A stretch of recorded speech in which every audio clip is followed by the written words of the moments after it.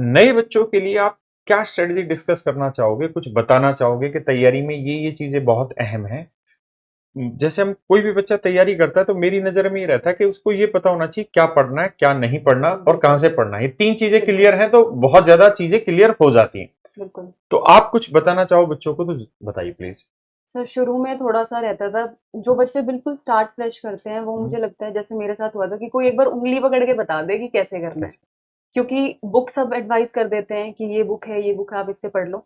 लेकिन क्या पढ़ें, कैसे शुरू करें? मेरे हिसाब से वो ज़्यादा परेशान करता है परेशान बच्चों करता को। है। तो मैंने खुद से ही शुरू किया था हम्म। और थोड़े बहुत जैसे मैंने बहुत ज़्यादा इंटरव्यूज़ नहीं देखे हैं हम्म। किसी के या कुछ ऐसा कुछ। तो मैंने जब देखा कि 2-4 मैंने देखे उसी से मैंने समझ लिया कि ऐसे करना है। तो मैंने जो भी था जैसे मैंने बताया कि मैथ्स वीक था, तो हम्म। उसको ऐसे प्रिपेयर करा कि 3 घंटे दिए। रीज़निंग सबको आई थिंक समझ आ ही जाती है, तो और जिसका उसको थोड़ा मैथ ठीक होता जाता है वो वो रीजनिंग रीज़निंग पकड़ता चला जाता है। पकड़ता चला जाता है। उसमें मैंने जैसे 1 घंटा या डेढ़ घंटा रीज़निंग कर ली। हम्म। कभी-कभार ऐसा होता था कि एग्ज़ॉस्ट हो जाता है, दिमाग मन नहीं करता, तो हम्म। रीज़निंग ईज़िली निकल जाती है। तो मैं काफ़ी देर तक बैठे-बैठे रीज़निंग ही करती थी ठीक ठीक। कि चलो थोड़ा-सा मैनेज हो जाएगा।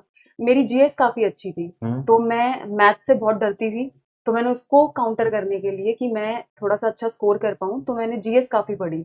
अच्छा। करंट अफ़ेयर्स मैं डेली करती थी। हम्म। कोई दिन ऐसा नहीं गया होगा मैंने करंट अफेयर्स स्किप किया हो। हम्म। डेली करंट अफेयर्स की क्लासेस लेना और हम्म। जीएस मैंने कवर करी ताकि मैथ्स में अगर मेरी नैया डूबे तो जीएस उसको कवर कर ले। हम्म। और इंग्लिश मेरी अच्छी थी शुरू से, तो उसमें भी मुझे पढ़ने में इंटरेस्ट आता था। तो मैंने पर्टिकुलर्स बुक उठाई सर, हम्म। मैंने ज़्यादा बुक्स नहीं उठाई, जैसे मैंने मैथ्स में कहा आपकी उठाई मैंने, और जीएस में भी मैंने ल्यूसेंट उठाई थी। हम्म। हालाँकि बहुत बच्चे कन्फ्यूज़ रहते हैं उसमें ल्यूसेंट करने में। मुझे भी काफ़ी दिक्कतें आई, लेकिन मैंने उसको एक तरीके से किया कि मैंने पहले वीडियोज़ मेरे को बहुत पसंद है। अच्छा। पता नहीं क्यों मुझे ऑनलाइन पढ़ना बहुत पसंद था, तो मैं पहले एक टॉपिक उठाती थी कि ये मुझे जैसे ऋग्वेदिक काल मुझे पढ़ना है, तो मैंने वो वीडियो उठाई ऑनलाइन, उसकी मैंने वीडियो देखी, उसके प्रीवियस क्वेश्चन्स देखे कि क्या आ रहे हैं। फिर उसके बाद मैंने वो ल्यूसेंट में पढ़ा और फिर एक घटना चक्र बुक आती थी हम्म। एसएससी की, उसमें मैंने एमसीक्यूज़ लगाए। बिल्कुल आप। तो मैंने ऐसे ही 2-3 पार्ट्स में डिवाइड करा अपनी प्रिपरेशन को और ऐसे ही किया कि पहले थ्योरी पढ़ ली, फिर एमसीक्यूज़ लगा हैं। लिए।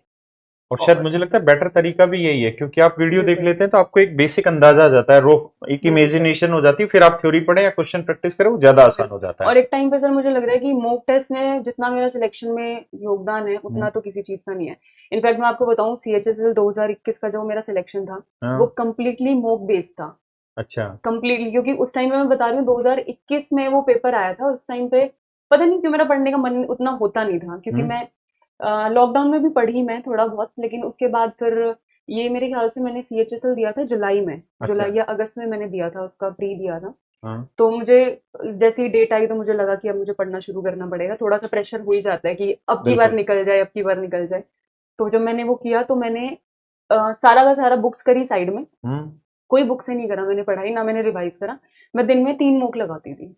मैं लाइब्रेरी जाती थी, 3 मॉक लगाए, रिवाइज़ किया। इवन एडवांस मैथ्स उस टाइम पे सर इतना मज़बूत नहीं था मेरा, हाँ। क्योंकि मैंने आपको बताया मैंने बैच 2020 के एंड में ही लिया था। हम्म। तो मेरा मैथ उतना था नहीं कि उसमें से मैंने स्ट्रेटेजिकली उठाए क्वेश्चंस जो एडवांस के मुझे लगे कि ये तो बहुत बार रिपीट हो रहे हैं, ज्योमेट्री हम्म। के क्वेश्चंस, ये थ्योरम बहुत बार रिपीट हो रही हैं। वो मैंने किए और मेरा सिलेक्शन हो गया और इवन मुझे दिल्ली मिल गया, जो बच्चे सोचते हैं कि लास्ट में दिल्ली मिले।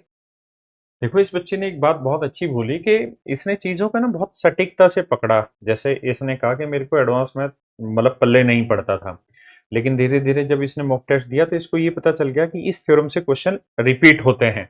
तो इसने क्या किया कि इतनी सारी चीजें नहीं पढ़ी, इतनी ही पढ़ी, और जो पढ़ी वो इतनी बढ़िया तरीके से तैयार कर ली कि इसको सीएचएसएल भी दिल्ली मिल गया। अदरवाइज दिल्ली मिलना अपने आप में बहुत डिफिकल्ट होता है, और आप ये बात बहुत अच्छे से जानते हैं कि 100 ही लड़कियों की पोस्ट थी दिल्ली पुलिस में सब इंस्पेक्टर के लिए। 120 कुछ थी सर 120 है। वैकेंसी। और उसमें सिलेक्शन लेना, क्योंकि आप जानते हैं एक तो दिल्ली पुलिस हो गया और सबको पता है कि दिल्ली में ही पोस्टिंग रहनी है, तो पूरे भारत के बच्चे सीपीयू का फॉर्म भरते हैं। तो बहुत जरूरी है कि आप सटीकता से काम करें।